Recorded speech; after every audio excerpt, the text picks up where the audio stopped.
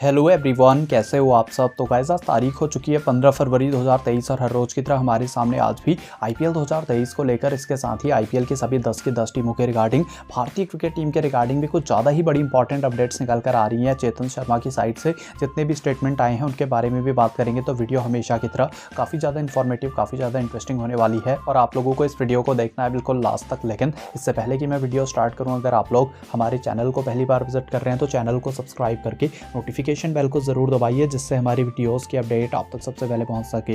तो गाइस बिना किसी देरी के शुरू करते हैं हमारे आज के दिन की सबसे पहली अपडेट निकल कर आ रही है चेतन शर्मा के रिगार्डिंग। और जैसा कि हमने आपको पहले भी बताया कि चेतन शर्मा के द्वारा कुछ ऐसे कंट्रोवर्शियल स्टेटमेंट दे दिए गए हैं जिसके बाद भारतीय क्रिकेट में एक तरीके से बहुत ज़्यादा चेंजेस आने वाले हैं आने वाले टाइम में, ऐसा लग रहा है। तो जल्दी जल्दी मैं आपको इनके स्टेटमेंट बता देता हूँ। सबसे पहले तो इन्होंने बताया है कि सौरव गांगुली रोहित शर्मा को फेवर तो नहीं करते कैप्टनसी के लिए, लेकिन वो विराट कोहली को कभी भी पसंद नहीं करते थे। यानी कि सौरव गांगुली और विराट कोहली के बीच में कभी भी नहीं बनी। इनके बीच में एक तरीके का ईगो क्लैश था। विराट अपने तरीके से टीम चलाना चाहते थे और सौरव गांगुली अपने तरीके से। दूसरी चीज़ उन्होंने बोली है प्लेयर्स की फिटनेस को लेकर। इन्होंने बताया है कि प्लेयर्स फिट नहीं होते हैं और वो इंजेक्शंस लेते हैं फिट होने के लिए। वो 80% फिट होते हैं, उसके बाद वो ऐसे इंजेक्शंस लेते हैं जिसके बाद वो खेलने के लिए फिट तो हो जाते हैं और उसके बाद में जब उनको चेक किया जाता है तो डोप टेस्ट में भी पकड़े नहीं जाते हैं। इसके बाद इन्होंने बताया है कि विराट कोहली और रोहित शर्मा के बीच में कोई भी बैटल नहीं है, लेकिन इनके बीच में एक ही प्रॉब्लम है और वो है ईगो की।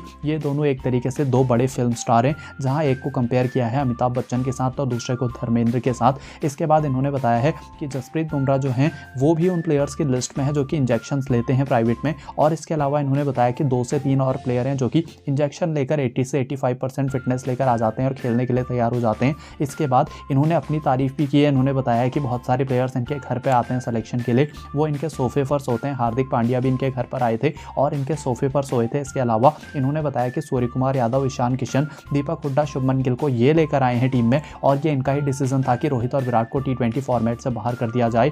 इसके बाद इन्होंने बताया कि विराट कोहली कैप्टनसी को नहीं छोड़ना चाहते थे टेस्ट फॉर्मेट में, लेकिन जब टेस्ट की फॉर्मेट की कैप्टनसी इन्होंने ही उनसे छीनी है सेलेक्टर्स ने। सौरव गांगुली का इसमें ज़्यादा योगदान नहीं था, लेकिन इसके बाद विराट को ऐसा लगा कि शायद सौरव गांगुली की वजह से उनकी कैप्टनसी गई है, जबकि असल में सेलेक्टर्स की वजह से उनकी कैप्टनसी गई थी। इसके बाद इन्होंने बातचीत की है कुछ और इश्यूज़ के बारे में भी, लेकिन ज़्यादातर जो एक तरीके का इन सब का निचोड़ था वो हमने आपको बता दिया। तो बहुत ही बड़ी स्टेटमेंट है चेतन शर्मा के द्वारा और जिस पोजीशन पर वो हैं उसके बाद इस तरीके के स्टेटमेंट के बाद तो अब लग रहा है कि कोई बड़ी कार्रवाई इनके ऊपर होने वाली है, क्योंकि इतनी ज़्यादा चीज़ें पब्लिकली आप लोग रिवील कर रहे हैं, वो भी भारतीय टीम के बारे में। कमेंट करके आप लोग बताइए आपका क्या ओपिनियन है इनके बारे में। फिलहाल हम चलते हैं हमारे आज के दिन की दूसरी बड़ी अपडेट की तरफ। और गाइस ये अपडेट निकल कर आ रही है विमेंस प्रीमियर लीग के शेड्यूल के रिगार्डिंग, जहाँ पर विमेंस प्रीमियर लीग का शेड्यूल आउट हो गया है। वैसे तो अपने टेलीग्राम पर हमने कल ही डाल दिया था, तो आप लोग वहां पर जाकर इसको डाउनलोड कर सकते हैं। खैर इन शॉर्ट अगर पहले मुकाबले की बात की जाए तो गुजरात और मुंबई के बीच में होने वाला है। पूरा का पूरा शेड्यूल आप लोग हमारे टेलीग्राम पर जाकर चेकआउट कर सकते हैं, डिस्क्रिप्शन में लिंक दिया गया है। फिलहाल हम चलते हैं हमारे आज के दिन की तीसरी बड़ी अपडेट की तरफ। और गाइस ये अपडेट निकल कर आ रही है विमेंस प्रीमियर लीग के रूल्स भी हमारे सामने आ गए हैं कि कौन कौन से नए रूल्स होने वाले हैं। तो सबसे पहले तो रूल ये कहता है कि टॉप की 3 टीमें प्लेऑफ्स यानी कि नॉकआउट्स के लिए एक तरीके से क्वालिफाई करते हुए नजर आएंगी। इसके बाद इस नॉकआउट में जो टॉप की 3 टीमें होंगी उनमें से जो top of the points table वाली टीम होगी वो तो सीधे फाइनल में चली जाएगी, यानी कि 3 टीमें नॉकआउट्स में जाएंगी, टॉप की टीम जो है वो डायरेक्टली फाइनल में जाएगी। और उसके बाद जो सेकंड और थर्ड टीम होगी उसके बीच में हमें एलिमिनेटर मुकाबला देखने को मिलेगा। जो भी इसको जीतेगा वो हमें सीधे फाइनल में जाता हुआ देखने को मिलेगा और जो हारेगी वो टीम 3rd नंबर पर फिनिश करने वाली है। इसके साथ ही top of the points table और उसके साथ ही विनर ऑफ जो एलिमिनेटर है उसके बीच में हमें फाइनल मुकाबला देखने को मिलने वाला है। तो ये रूल वैसे हमने आपको पहले भी बताया था, लेकिन शायद अब आप लोगों को पूरा क्लियर हो गया होगा। इसके बाद हम चलते हैं हमारे आज के दिन की चौथी बड़ी अपडेट की तरफ। और गाइस ये अपडेट निकल कर आ रही है पीएसएल और उसके साथ ही विमेंस प्रीमियर लीग की सैलरी के रिगार्डिंग, जहां पर स्टैट्स के अकॉर्डिंग जो डिफरेंस आया है दोनों में ही वो काफ़ी ज़्यादा है, क्योंकि रिपोर्टेडली विमेंस प्रीमियर लीग की सबसे ज़्यादा महंगी प्लेयर है स्मृति मंदाना, जिनको 3.4 करोड़ रुपए में खरीदा गया है आरसीबी के द्वारा।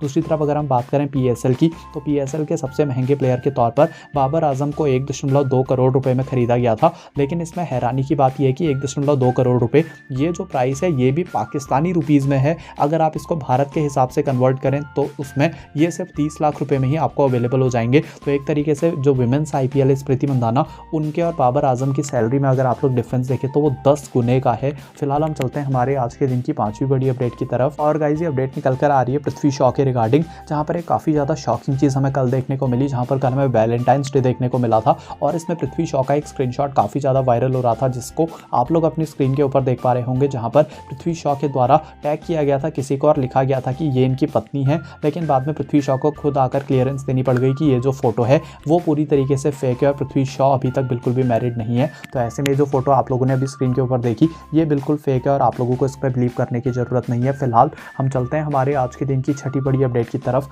और गाइस, ये अपडेट निकल कर आ रही है जसप्रीत बुमराह के रिगार्डिंग, जहां पर कल की वीडियो में हमने आपको बताया था कि Jasprit Bumrah most probably IPL से अपना रिटर्न करेंगे और अब मुंबई इंडियंस की टीम ने इस चीज़ को कंफर्म कर दिया है कि हाँ, इसी साल आईपीएल के कैंप में जो हमें एक तरीके से देखने को मिलने वाला है, एमआई की टीम का कैंप उसी से रिटर्न करने वाले हैं। तो आईपीएल में ही ये हमें रिटर्न देखने को मिलने वाला है जसप्रीत बुमराह का।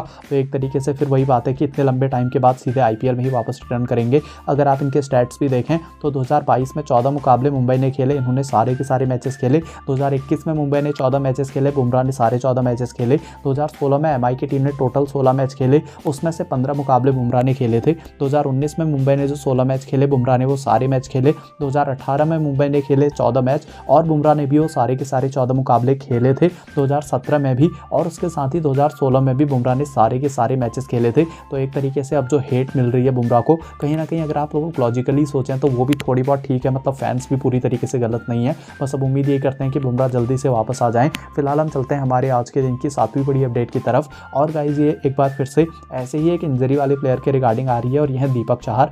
अब मतलब दीपक चाहर को लेकर तो सीएसके की टीम को कुछ ज़्यादा ही परेशान होना चाहिए, क्योंकि इनको 14.25 करोड़ या शायद 16 से भी ज़्यादा करोड़ रुपए में खरीदा गया था। और उसके बाद दीपक चाहर ने पूरा साल नहीं खेला था। उसके बाद इस पूरे साल भी ऑलमोस्ट क्रिकेट से बाहर ही है, 1-2 मुकाबले के लिए आए थे। लेकिन अब दीपक चाहर ने आईपीएल के लिए अपनी प्रिपरेशन स्टार्ट कर दी है। तो एक तरीके से जो बुमराह का हाल है वही हाल हमें देखने को मिल रहा है दीपक चाहर का, क्योंकि पूरे साल जब भारत की टीम को एक तरीके से ज़रूरत थी तो उस टाइम पर ये हमें एक तरीके से जो इनकी शायद नैगिंग हैमस्ट्रिंग की इंजरी हो गई थी उसके चलते बाहर रहते हुए नजर आए थे। लेकिन अब इन्होंने अपनी प्रैक्टिस को स्टार्ट कर दिया है और मोस्ट प्रोबेबली आईपीएल से पहले हमें फिट होते हुए भी देखने को मिल जाएंगे। कमेंट सेक्शन में कमेंट करके आप लोग बताइए आपका क्या ओपिनियन है दीपक चाहर या फिर इनके साथ ही जसप्रीत बुमराह के जो अब आईपीएल से रिटर्न करने वाले हैं उसको लेकर। फिलहाल हम चलते हैं हमारे आज के दिन की 8वीं और आखिरी अपडेट की तरफ। और गाइस, ये अपडेट निकल कर आ रही है, आईपीएल को मिल चुका है एक नया स्पॉन्सर और ये स्पॉन्सर होने वाला है सऊदी टूरिज्म, जहां पर ये चाहते हैं कि आईपीएल में इनको टाइटल स्पॉन्सर जो बनाया गया है उसके तहत भारत में सऊदी टूरिज्म का ज़्यादा से ज़्यादा प्रचार हो सके। यानी कि सऊदी में जितने भी लोग टूरिस्ट प्लेसेस हैं जितने भी, और इसके साथ ही जो भी उनकी कल्चर है उसको प्रमोट किया जाएगा, ताकि आने वाले टाइम में अगर जो भी लोग सऊदी जाना चाहते हैं तो ऑब्वियस सी बात है आईपीएल से ज़्यादा बड़ा मंच तो उनको प्रोवाइड नहीं हो सकता था। तो ऐसे में जो आईपीएल के मुकाबलों के बीच में आप लोग बाउंड्री के पास में जो स्क्रीन देखते हैं वहाँ पर भी इस बार सऊदी टूरिज्म आप लोगों को देखने को मिलेगा। तो गाइस, ये वीडियो यहीं तक थी। अगर आप लोगों को वीडियो पसंद आई हो तो इसको लाइक करके हमारे चैनल को ज़रूर कीजिए सब्सक्राइब।